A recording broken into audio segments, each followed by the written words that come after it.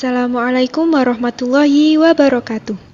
Saya Anil Nahima dari Prodi Pendidikan Bahasa Arab Fakultas Ilmu Tarbiyah dan Keguruan. Di sini saya akan menjelaskan terkait sosialisasi Prokes 5M dan pentingnya vaksinasi.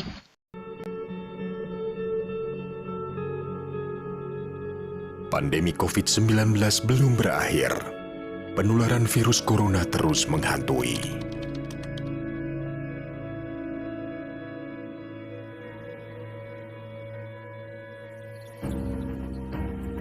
Lindungi diri, keluarga, dan orang sekitar. Semua wajib memakai masker.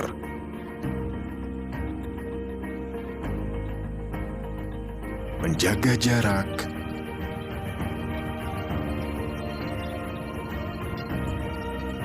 Mencuci tangan. Menghindari kerumunan. Mengurangi mobilitas. Ayo, cegah penyebaran COVID-19 dengan 5M.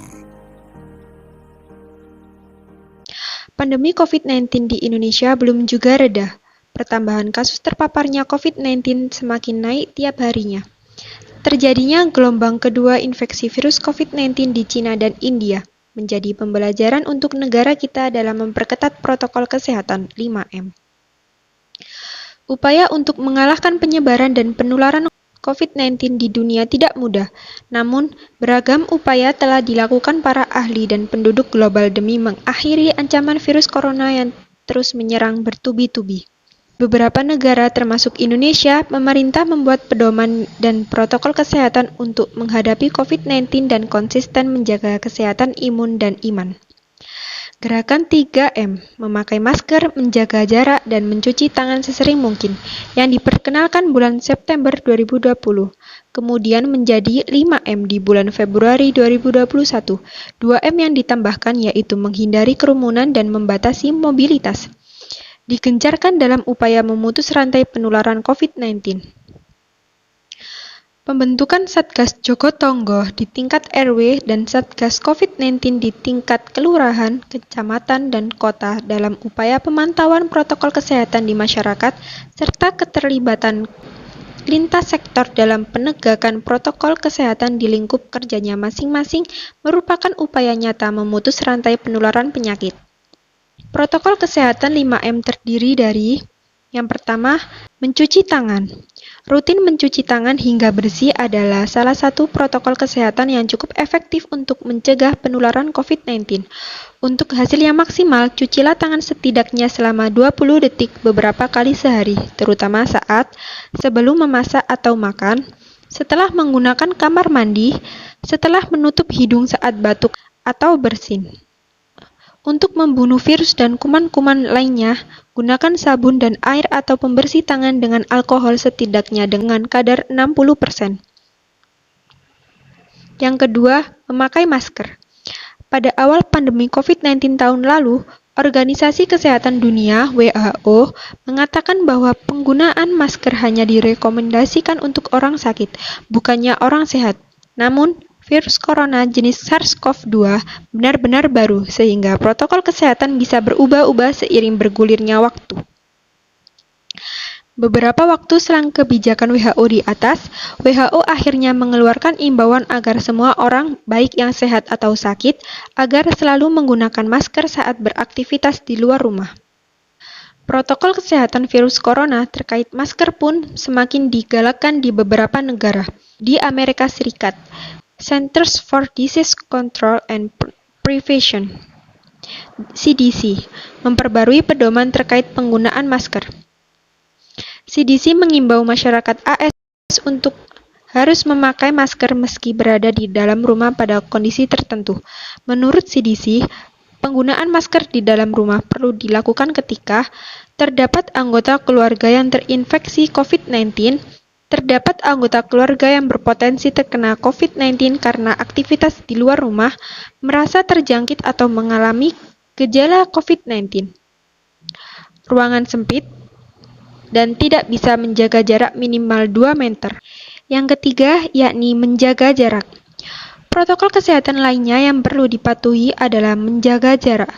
Protokol kesehatan ini dimuat dalam Keputusan Menteri Kesehatan RI dalam Protokol Kesehatan bagi Masyarakat di Tempat dan Fasilitas Umum dalam rangka pencegahan dan pengendalian COVID-19.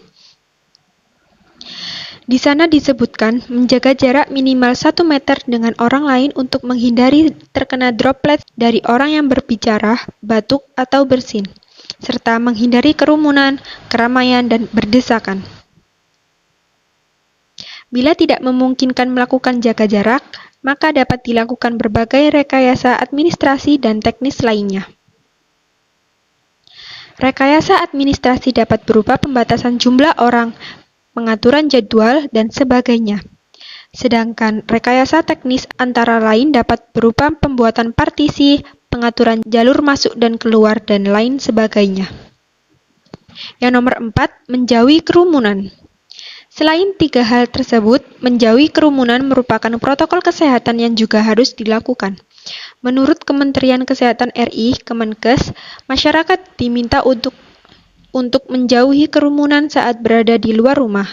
Ingat, semakin banyak yang sering kamu bertemu orang, maka kemungkinan terinfeksi virus corona pun semakin tinggi. Oleh sebab itu, hindari tempat keramaian terutama bila sedang sakit atau berusia di atas 60 tahun atau lansia. Menurut riset, lansia dan pengidap penyakit kronis memiliki risiko yang lebih tinggi terserang virus COVID-19. Yang nomor 5, mengurangi mobilitas. Virus corona penyebab COVID-19 bisa berada di mana saja. Jadi, semakin banyak dirimu menghabiskan waktu di luar rumah, maka semakin tinggi pula terpapar virus jahat ini. Oleh sebab itu, bila tidak ada keperluan yang mendesak, tetaplah berada di rumah. Menurut Kemenkes, meski sehat dan tidak ada gejala penyakit, belum tentu dirimu pulang ke rumah dengan keadaan yang masih sama. Pasalnya, virus corona dapat menyebar dan menginfeksi seseorang dengan cepat. Selain itu, diharapkan seluruh masyarakat ikut mendukung program vaksinasi dengan mengikuti vaksinasi yang ada. Vaksinasi berfungsi menciptakan imunitas tubuh sehingga mampu melawan infeksi virus penyebab COVID-19. Dengan imunitas yang terbentuk, maka seseorang tidak akan jatuh pada kesakitan yang parah dan pada gilirannya menurunkan angka kematian. Vaksin adalah produk biologi yang berisi antigen, yang bila diberikan kepada seseorang akan menimbulkan kekebalan atau imunitas aktif terhadap penyakit tertentu. Umumnya, vaksin mengandung zat yang mewakili kuman penyebab penyakit, yaitu kuman yang dilemahkan. Alasan mengapa vaksinasi COVID-19 sangat penting. Sejak vaksin COVID-19 tiba di Indonesia, tidak sedikit masyarakat yang belum setuju akan anjuran pemerintah untuk menjalani vaksinasi COVID-19. Padahal, pemberian vaksin ini sangatlah penting, bukan hanya untuk melindungi masyarakat dari COVID-19, tetapi juga memulihkan kondisi sosial dan ekonomi negara yang terkena dampak pandemi. Vaksinasi atau imunisasi bertujuan untuk membuat sistem kekebalan tubuh seseorang mampu mengenali dan dengan cepat melawan bakteri atau virus penyebab infeksi.